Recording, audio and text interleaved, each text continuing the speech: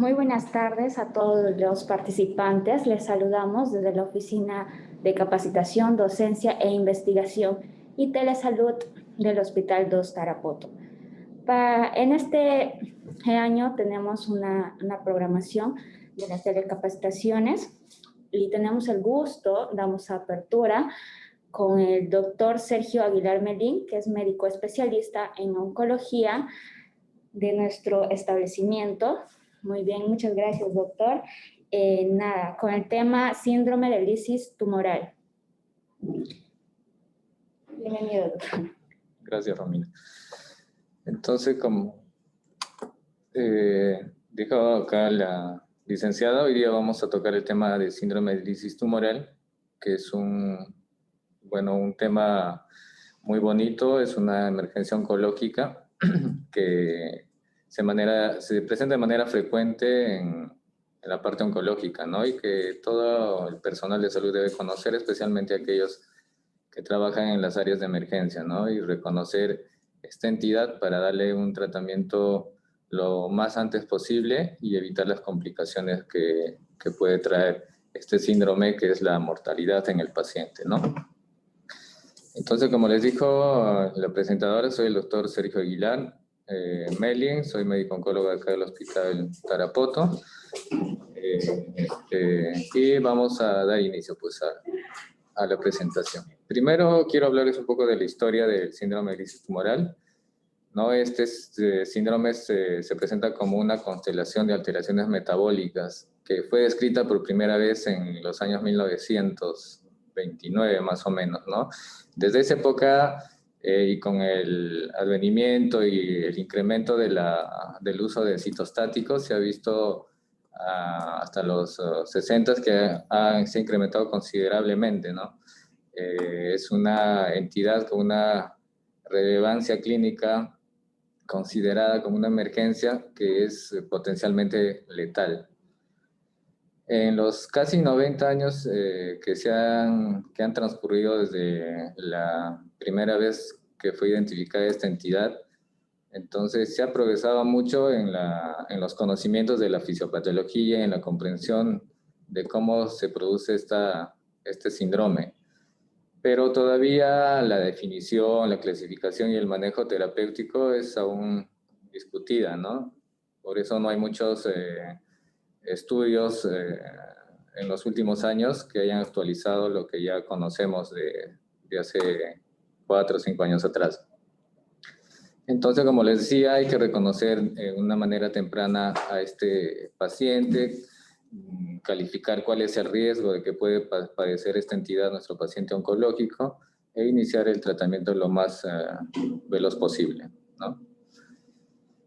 Como ya comentamos en la definición, es una emergencia oncológica que es causada por una destrucción masiva de las células tumorales que va a llevar por consiguiente a la liberación de grandes cantidades de electrolitos, ¿no? Lo que contiene la célula y ácidos nucleicos también. Electrolitos como el sodio, el potasio, los fosfatos, ¿no? Entonces va a haber dos componentes para su clasificación. Hay un síndrome de lisis tumoral clínico y hay un síndrome de lisis tumoral por laboratorio, que vamos a comentarlo más adelante, ¿no? Entonces, en la fisiopatología, más o menos comentarles que la célula tumoral o la célula neoplásica es una célula grande con gran capacidad de replicación, de proliferación. Entonces, tiene una gran cantidad de ácidos nucleicos y de electrolitos. Y esta se puede lisar de manera espontánea, pero también se puede lisar debido a los tratamientos que se dan a los pacientes oncológicos, ya sea con citostáticos, quimioterapia, inmunoterapia, radioterapia, ¿no?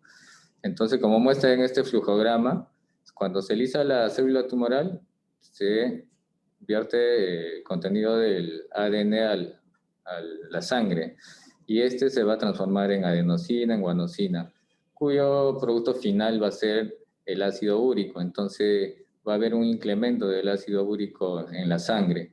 Y este ácido úrico obviamente tiene que ser depurado a través de los riñones, y esto es lo que produce un taponamiento renal.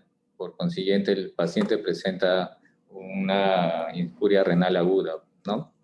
Igualmente va a haber un gran incremento de fósforo en la sangre, produciéndose todas las manifestaciones clínicas de un paciente con hiperfosfatemia, al igual que el potasio también se va a elevar en grandes cantidades, va a haber acumulación, va a producir todas las complicaciones de la hipercalemia, y también va a haber un aumento de citoquinas, ¿no? Como la interleucina 6, el factor de necrosis tumoral, que van a producir hipotensión e inflamación y que finalmente van a dar también daño renal agudo, ¿no?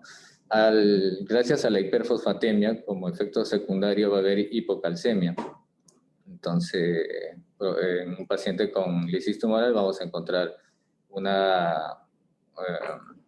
acumulación de calcio muy bajo, ¿no?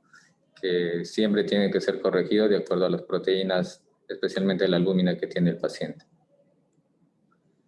Entonces vamos a hacer la revisión de la guía europea de oncología médica, ¿no? Que es ya del 2017, que nos habla del síndrome de lisis tumoral. Vamos a hacer una revisión de un artículo español también que nos habla del síndrome de lisis tumoral. Este es un gráfico que pongo porque esta es una célula tumoral, ¿no? Que va proliferando, creciendo y finalmente se produce la destrucción, ¿no? Como ven acá hay una destrucción masiva de la célula y todos sus componentes van a ser vertidos a la sangre, ¿no? Y para después, como dijimos, ser depurados a través de los riñones. Entonces, ¿qué entidades oncológicas presentan o con más frecuencia la lisis tumoral? Son aquellos tumores que tienen alta tasa de proliferación celular, aquellos tumores de gran tamaño y que tienen alta sensibilidad para la terapia con citostáticos, ¿no? Con quimioterapia. Alta tasa de proliferación celular significa que tienen gran capacidad de dividirse, que han crecido en un tiempo muy corto. Entonces, aquellos tumores que crecen rápidamente se destruyen rápidamente también. Entonces, esto conlleva a esta entidad de la que estamos hablando, que es el síndrome de lisis tumoral. Y acá pongo que en 1/3 de los casos va a ocurrir de forma espontánea, ¿no? Este es un cuadro con un paciente que tiene tumoraciones a nivel cervical, grandes, que son ganglionares, ¿no? A quien se le diagnostica un cáncer de células de los ganglios linfáticos, se le da tratamiento específico, no hay destrucción de las células por el tratamiento, todos los componentes de las células son vertidos a la sangre y va a haber una elevación en sangre del potasio, fósforo, ácido úrico y una disminución del calcio. Entonces, tengan en cuenta siempre estos trastornos en el paciente con posible sospecha de una lisis tumoral. Y finalmente va a producir anormalidades clínicas, ¿no? Como es la injuria renal aguda, puede haber arritmias y problemas musculares, ¿no? Hasta el deceso. Entonces, para nosotros definir el síndrome de lisis tumoral tiene que haber en el paciente laboratorialmente hiperuricemia, hiperfosfatemia, hipercalemia que va a llevar a un daño renal, ¿no? Según la publicación de Medicina Intensiva del 2011. Acá también es otro gráfico que lo pongo para que no se olviden que el síndrome de lisis tumoral tiene que haber el ácido úrico elevado, el fósforo elevado, el potasio elevado y el calcio tiene que estar disminuido. Si no hay estas entidades, por lo menos una o dos, entonces no se puede considerar lisis tumoral. Entonces, acá hablamos de que el síndrome de lisis tumoral se produce más frecuentemente después del inicio de las terapias, ¿no? Entre las 12 horas posteriores al inicio de la terapia con citostáticos, radioterapia y inmunoterapia, ¿no? Y hay entidades oncológicas que son mucho más frecuentes el riesgo de desarrollar esta entidad, como son los linfomas de alto grado, ¿no? Las neoplasias hematológicas. Acá nos hablan del subtipo Burkitt, linfoma no Hodgkin de Burkitt, ¿no? O las leucemias linfoblásticas agudas, también con gran leucocitosis, ¿no? Ellos son los que tienen alto riesgo de desarrollar este síndrome de lisis tumoral, como lo vamos a hablar en las siguientes diapositivas. Pero también puede ocurrir, como dice acá, en otros tumores que no necesariamente son hematológicos, como por ejemplo en los tumores de células germinales, ¿no? Los cánceres testiculares, que pueden presentarse en el testículo o de repente como metástasis ganglionar en diferentes partes del cuerpo, desde la pelvis hasta el mediastino.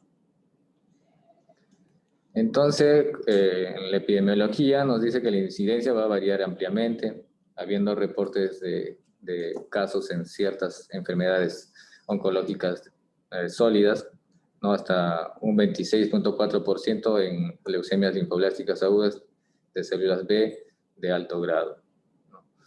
Entonces, como dijimos anteriormente, los factores de riesgo clásicos son aquellas tumoraciones grandes y que tengan alta tasa metabólica, ¿no? Alto índice de proliferación. Entonces, esta es una publicación del Journal de la Sociedad de Nefrología, ¿no? Que lo hicieron en el 2012, donde querían ver cuál es la incidencia del síndrome de lisis tumoral en las diferentes patologías y en cuáles era más frecuente. Por ejemplo, en hematológicas, vieron 33 pacientes con linfoma de Burkitt, la incidencia de producción de síndrome de lisis tumoral era de 14.9% y tenían alto riesgo de desarrollar esta entidad. Luego, el linfoma, la leucemia linfoblástica aguda de células B, 33 pacientes con una incidencia de 26.4%, con también alto riesgo. Entonces, estas dos eran las más frecuentes, ¿no? A la cabeza la leucemia, seguido del linfoma, ¿no? También hicieron desglosaron y vieron qué tipo de leucemias tenían mayor riesgo, o cuál era el riesgo, si era leve, moderado o severo. Entonces, acá nos muestra que las leucemias mieloblásticas agudas o mieloides agudas con un índice o recuento de glóbulos blancos mayor a 75.000 también tenían un alto riesgo de que desarrolle síndrome de lisis tumoral. Las que tenían leucocitos entre 25.000 y 75.000 células, un riesgo intermedio, y las que tenían menos de 25.000 tienen un bajo riesgo de desarrollar síndrome de lisis tumoral, al igual que las leucemias linfocíticas crónicas, ¿no? Que tienen bajo riesgo. Aunque acá nos muestra que si es que tuviera esta entidad leucocitos más de 100.000, también podría catalogarse como alto riesgo, ¿no? Entonces, dentro de los tumores no hematológicos, acá no nos dicen qué tipo de tumor, ¿no? Eran los que habían encontrado que hacían síndrome o que desarrollaban el síndrome de lisis tumoral. Hubieron 35 pacientes con tumores sólidos, pero todos ellos tenían un bajo riesgo de desarrollo del síndrome de lisis tumoral, ¿no? Acá hay una publicación de medicina intensiva del 2011, igual, ¿no? Confirma lo que dijimos en la publicación anterior de la revista del Journal de Nefrología. A la cabeza están los linfomas, ¿no? En esta publicación.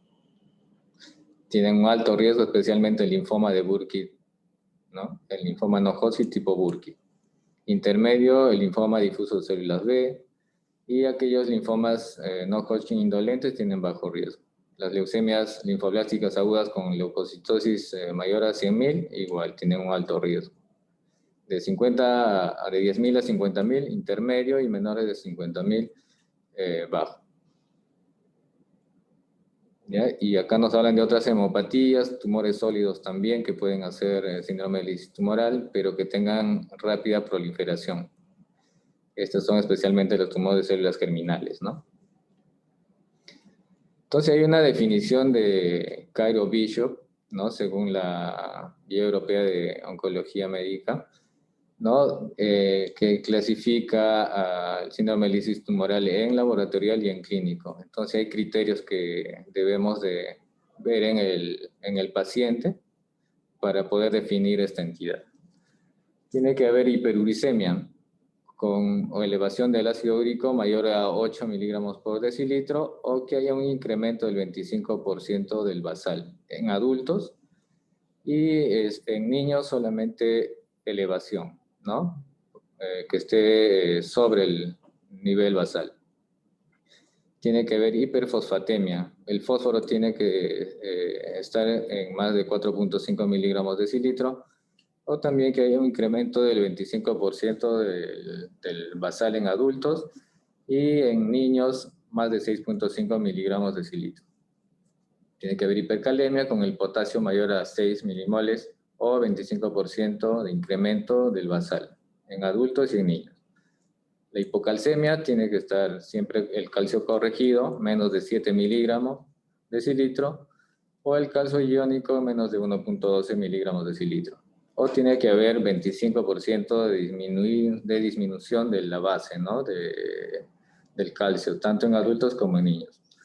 En la clasificación del síndrome de lisis tumoral laboratorial no toma en cuenta la injuria renal aguda, pero sí en la clasificación del síndrome de lisis tumoral clínico. No, entonces, básicamente, el clínico es por todas las complicaciones que va a haber producto del aumento de los electrolitos, ¿no? De los trastornos electrolíticos. Hipercalemia, ¿no? Arritmias cardíacas, mortalidad, ¿no? Que va a causar esta hipercalemia. La hipocalcemia, que va a producir igual arritmia cardíaca, muerte, irritabilidad neuromuscular, puede haber hipotensión, falla cardíaca. Y como les decía, lo que sí en el síndrome de lisis tumoral clínico toman en cuenta lo que es la injuria renal aguda, ¿no? Con los valores de creatinina. Por ejemplo, acá nos dice un incremento de la creatinina en la sangre de más de 0.3 miligramos de decilitro del valor que tenemos como normal. Una creatinina en suero mayor a 1.5 o que haya aumentado del basal, ¿no? O la presencia de oliguria con un incremento de menos de 0.5 miligramos kilogramos hora en las 6 horas siguientes. Entonces acá también es una clasificación de Cairo-Bishop de síndrome de lisis tumoral, igual laboratorial y el clínico, pues, ¿no? Donde igual que el anterior nos muestran los parámetros de ácido úrico, potasio, fósforo, calcio, ¿no? Y en el clínico todas las complicaciones clínicas que nos trae estos trastornos electrolíticos. Entonces, el síndrome de lisis tumoral laboratorial requiere por lo menos 2 o más de las siguientes anormalidades metabólicas que pueden ocurrir 3 días antes o hasta 7 días después de iniciarse la terapia. Bueno, antes es porque ha habido una lisis espontánea, ¿no? Después porque le hemos dado tratamiento específico. Entonces va a haber hiperuricemia, hiperfosfatemia, hipercalemia o hipocalcemia. Entonces, 2 de estas nos hacen el diagnóstico de lisis tumoral. ¿Cuáles son los signos y síntomas?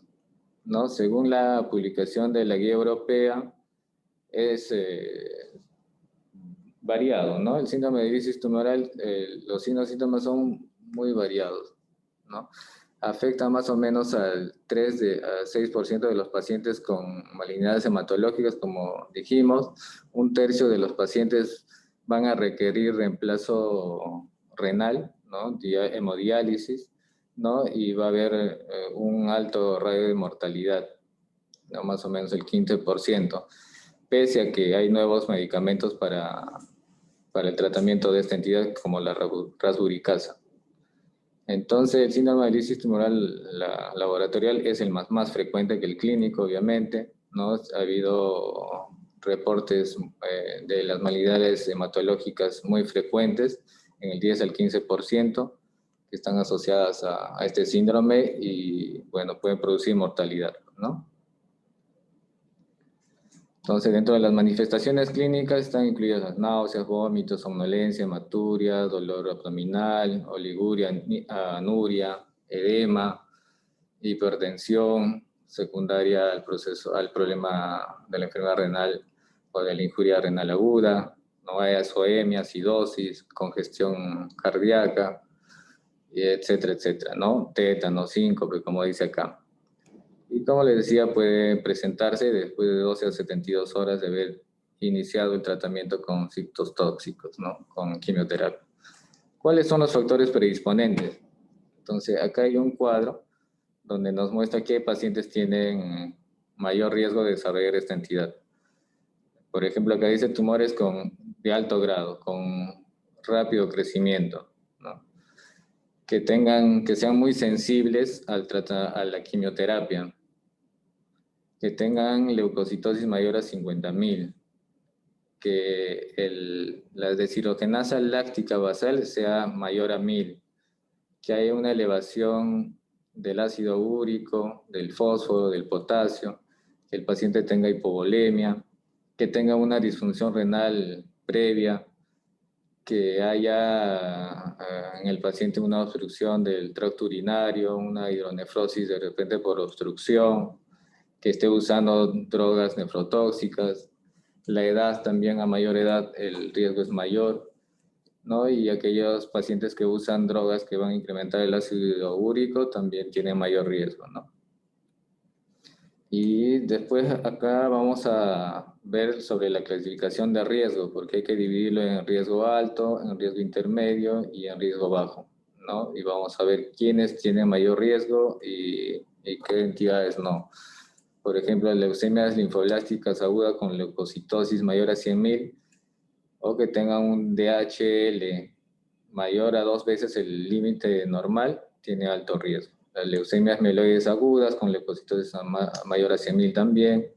La leucemia de Burkitt, la leucemia linfoblástica aguda de Burkitt con DHL que esté elevado 2 veces el límite del valor normal, o estadios clínicos 3 y 4 de esta entidad tienen alto riesgo, ¿no? Otros tipos de linfomas de diferente grado que tengan la deshidrogenasa láctica elevada, ¿no? Y una tumoración grande que más o menos mida 10 centímetros también tiene alto riesgo.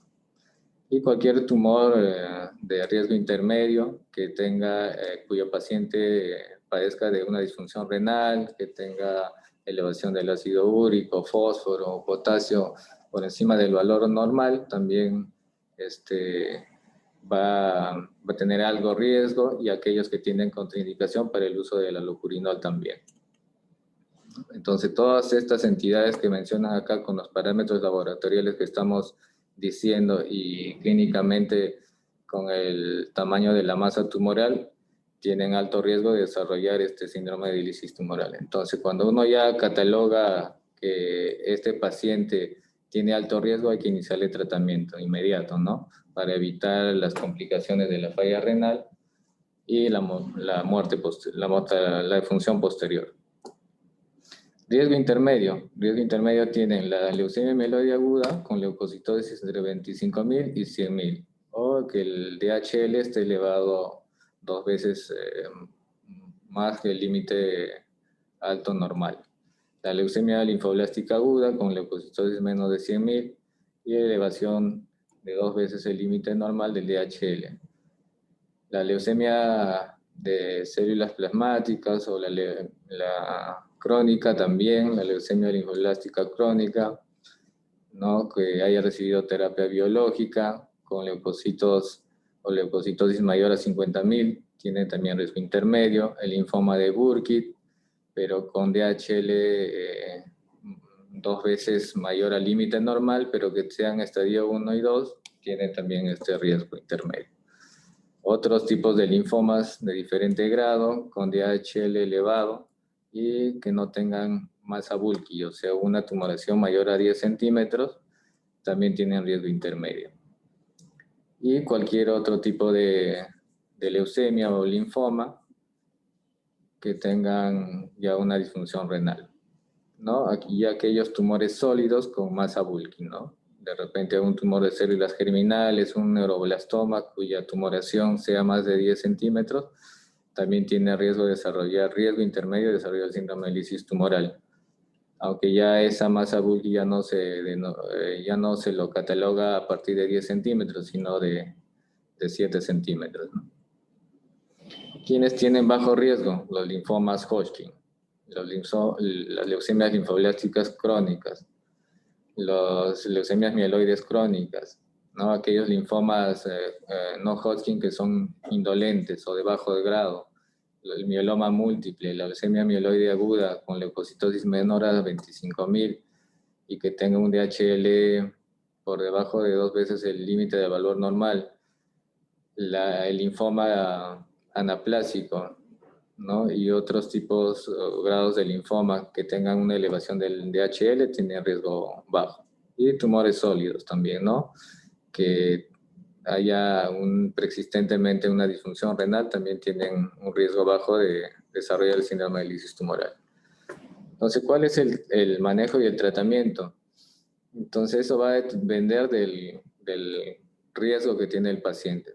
Obviamente, cuando el paciente ya tiene diagnosticado el síndrome de lisis tumoral, lo único que nos queda es darle el reemplazo renal, ¿no? O sea, hay que hacerle hemodiálisis de emergencia para que pueda mejorar todos los trastornos electrolíticos y el taponamiento renal que tiene.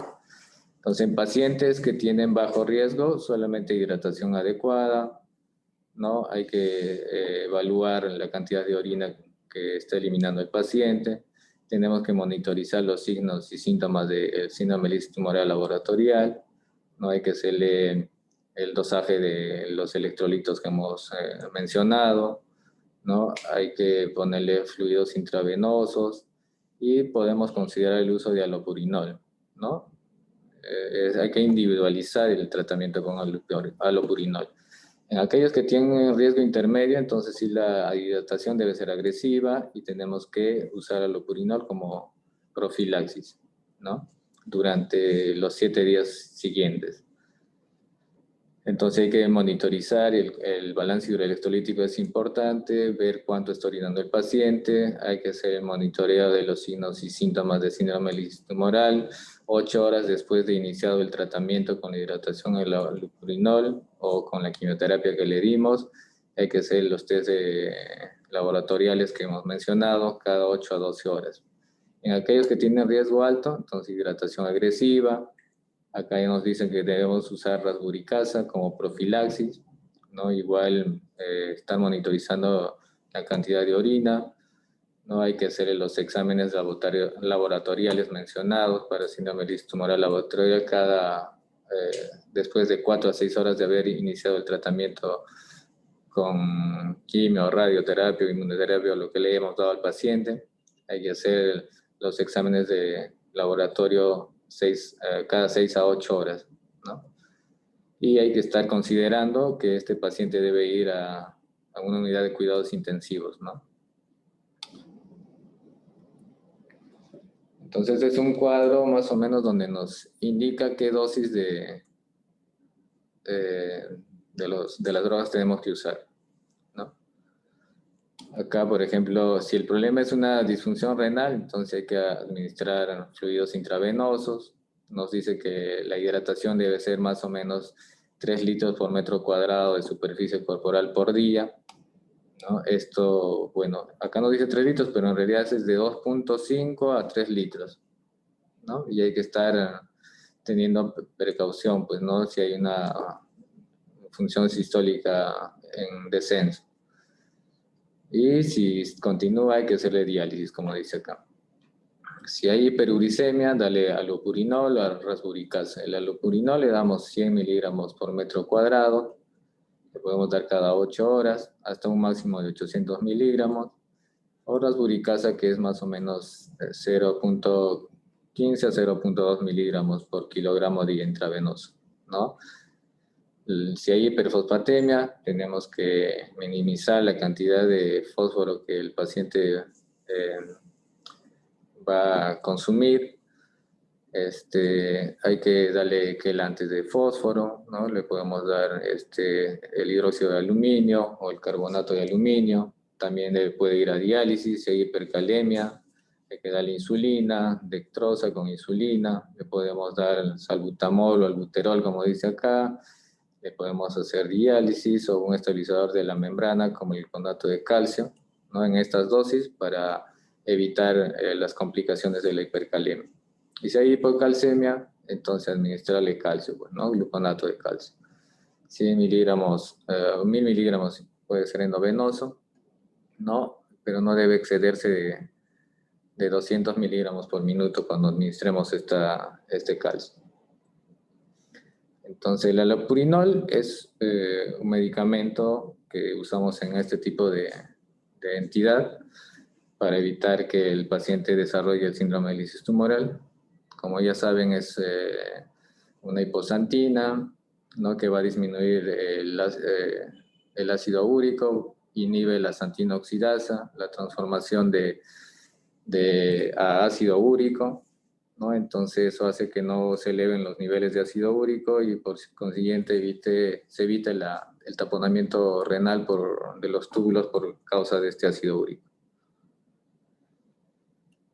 Entonces acá es lo mismo y además vemos lo de la rasburicasa, que es una uratoxidasa, ¿no?, que va a convertir el ácido úrico a la alantoína, y esta alantoína pues es un producto que no es dañino, ¿no?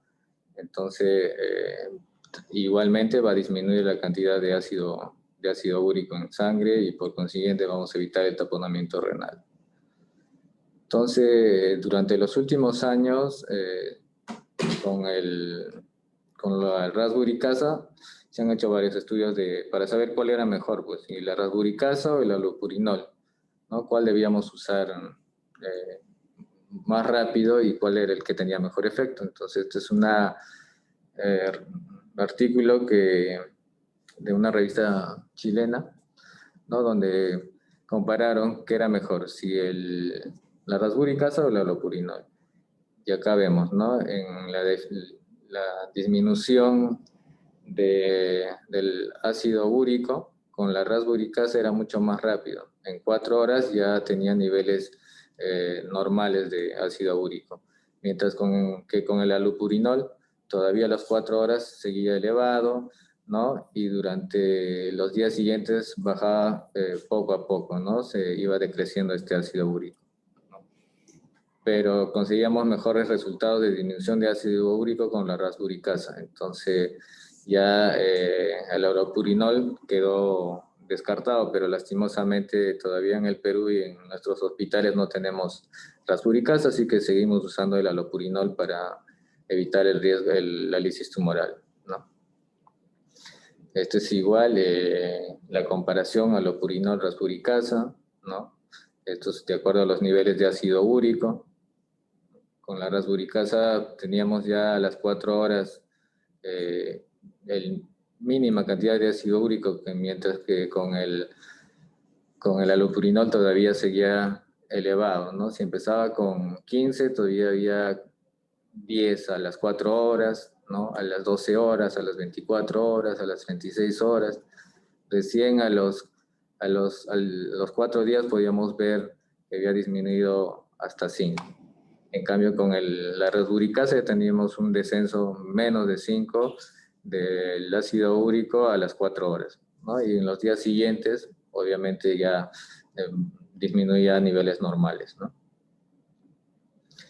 Entonces, básicamente, ese sería el desarrollo del tema. Si hubiera alguna pregunta respecto al síndrome de lisis tumoral, me lo pueden hacer ahora.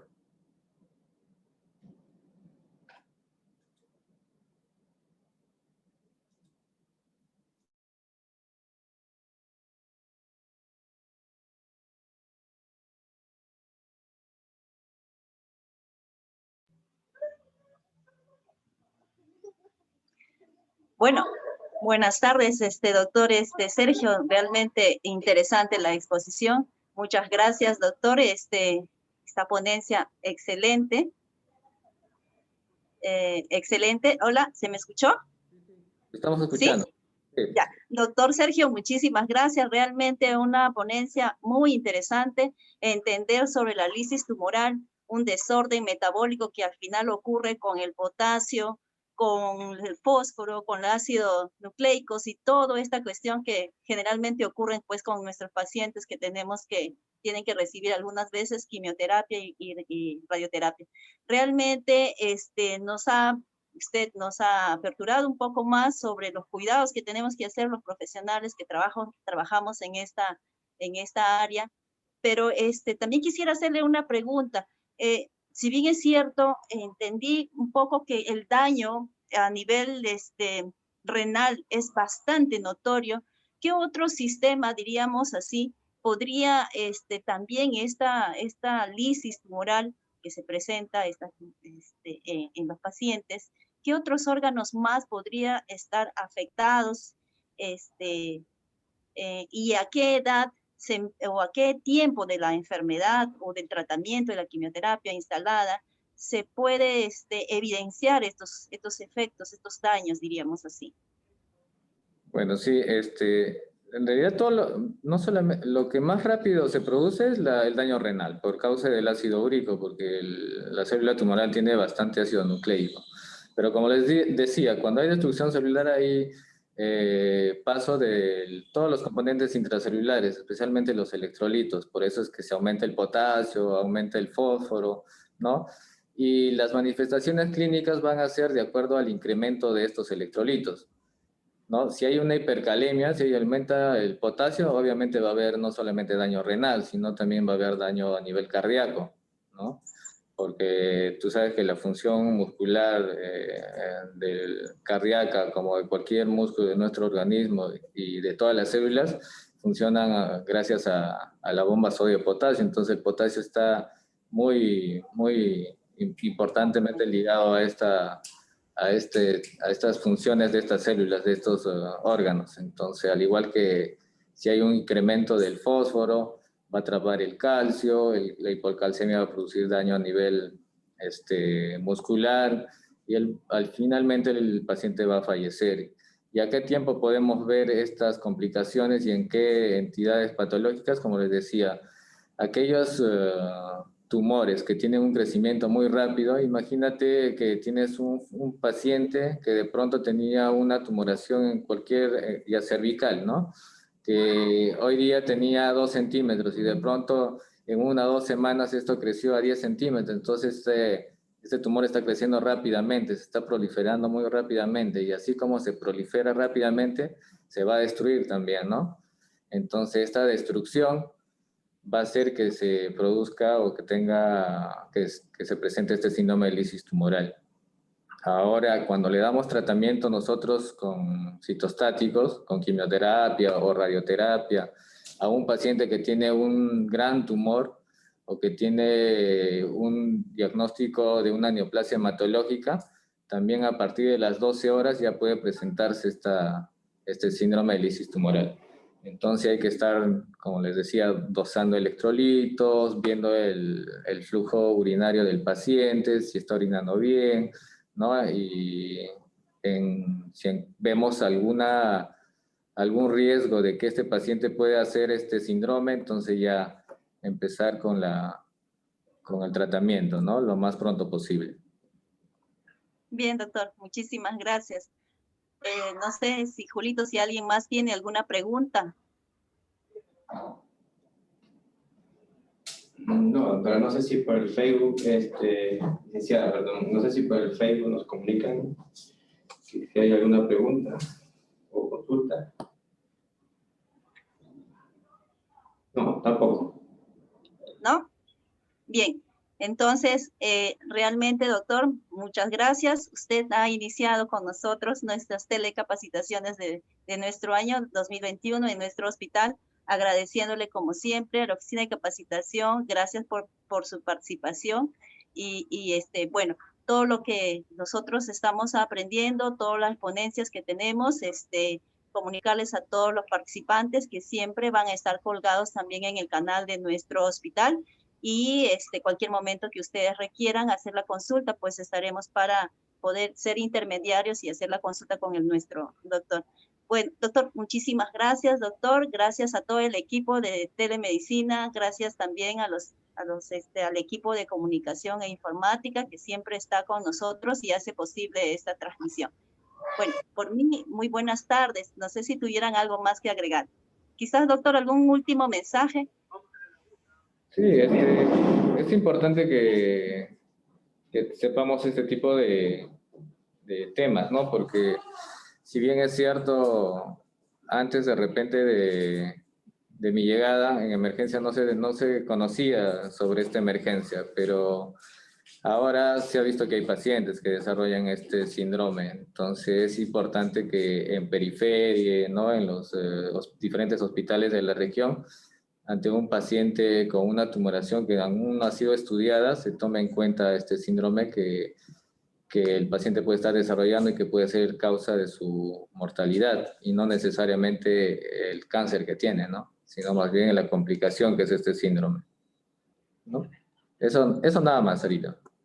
Bien, bien, doctor, muchísimas gracias a todos ustedes, a todos los que han participado el día de hoy, así que les esperamos la próxima semana, el próximo viernes, con un nuevo tema. Muy buenas tardes.